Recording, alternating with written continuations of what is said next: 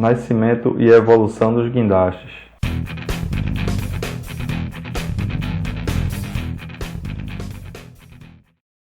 Fala amigo, bem-vindo a mais um vídeo, Fábio aqui, e hoje vamos contar uma breve história sobre o nascimento e evolução dos guindastes. Não se sabe ao certo a origem exata dos guindastes, mas sabe-se que 3 nações contribuíram para o seu nascimento e evolução: Egito, Grécia e Roma Antiga. Acredita-se que já na época da construção das pirâmides, para elevação de blocos de pedra, se utilizou o primeiro sistema de polia, unido à utilização de rampas. Porém, nenhuma evidência convincente existe para apoiar qualquer teoria de que os guindastes tenham nascido nessa empreitada. Mas se sabe que na Grécia e na Roma Antiga, a introdução dos guinchos e da talha logo conduziu à substituição do uso das rampas de acesso como principal meio de movimentação vertical de cargas. Estudos nos blocos de pedra dos primeiros templos gregos mostram que eles foram içados por um dispositivo de elevação e movidos para sua posição final. Nesses blocos haviam ranhuras, onde cabos eram passados e apoiados para que fossem içados por um mecanismo de içamento. Analisando os meios construtivos da época, concluiu-se que já no final do século VII, as técnicas de elevação com guindaste já eram totalmente desenvolvidas, como dispositivos mecânicos de elevação de carga. Os guindastes tiveram maior utilização na era antiga, durante o Império Romano, quando a atividade da construção civil disparou, gerando grandes edifícios. Os romanos adotaram os guindastes gregos e os desenvolveram ainda mais. As primeiras evidências inequívocas da existência do sistema de polias é atribuída a Aristóteles. Contudo, a data exata de sua criação não se é precisa.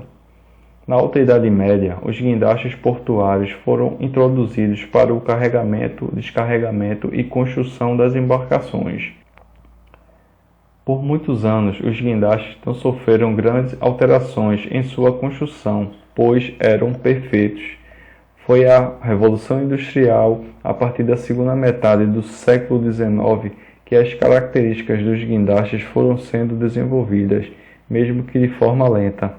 A Revolução Industrial foi um período de desenvolvimento dos sistemas de cálculo estrutural e de resistência dos materiais, justamente com a criação de universidades, por meio das quais a tecnologia pôde ser disseminada, permitindo uma grande evolução nos processos construtivos e nos equipamentos envolvidos.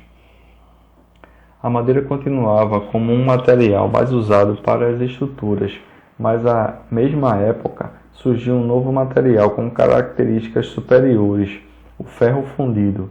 Os primeiros guindastes que utilizaram este material só apareceram em 1834. O fato é que a evolução dos guindastes foi acelerada devido às necessidades dos portos. A partir de 1839, o aço começou a ser usado na construção naval e que possibilitou o aumento das dimensões das embarcações, exigindo um guindaste com maior capacidade, alcance e mobilidade. Os projetistas, contudo, ainda não estavam prontos para dispensar o uso da madeira, testada e consagrada por centenas de anos. Foi assim que surgiu a solução mista, com estruturas de madeira e com reforços metálicos.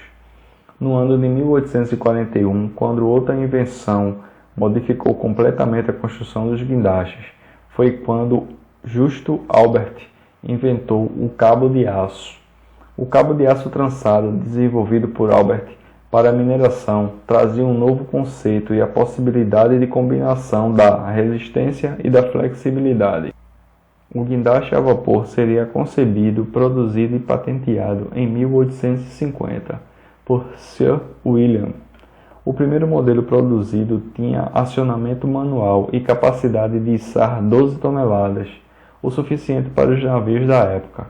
Posteriormente foi fabricado um guindaste com capacidade de 60 toneladas, também de acionamento manual, e posteriormente convertido para acionamento a vapor.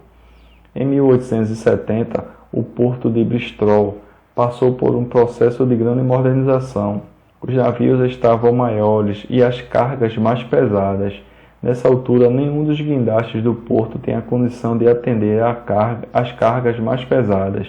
Foi então que a direção do porto encomendou um guindaste a vapor, que fosse capaz de içar 35 toneladas, diretamente do vagão ferroviário para o navio. Esse guindaste foi entregue em 1878. Ele foi produzido dentro dos conceitos de Sir William e era equipado com caldeira vertical interna para produzir o vapor usado no acionamento de 2 cilindros, um para o giro e outro para a corrente de içamento. Em 1874, mais uma invenção veio acelerar a evolução dos guindastes. Desenvolvida para a construção de pontes, as estruturas entreliças passaram a ser usadas nos guindastes. Muitos inventores contribuíram para a evolução dos guindastes e o processo contínuo em todo o mundo industrializado da época, com ferrovias, pontes, portos e navios cada vez maiores, obrigaram os projetistas a pensar em máquinas maiores e mais funcionais. A evolução dos guindastes continuou com a adição de novos sistemas a estes equipamentos, como motores a combustão interna, sistemas elétricos, meios de locomoção e transportes, sistemas hidráulicos e materiais cada vez mais leves e autônomos. Os novos sistemas de acionamento e comando, junto à implementação de computadores de bordo, tornaram os guindastes cada vez mais precisos e velozes. Hoje temos equipamentos cada vez mais modernos e autônomos, dotados de sensores e dispositivos que monitoram todas as etapas da operação, trazendo segurança e precisão às operações. Hoje existe uma infinidade de tipos de modelos de guindastes, cada um aplicado a uma necessidade de movimentação de carga específica. Mas esse é assunto para outro vídeo. Se você gostou do nosso vídeo, curte, compartilhe e se inscreve no canal, que tem muita coisa bacana vindo por aí. Tchau e até o próximo vídeo.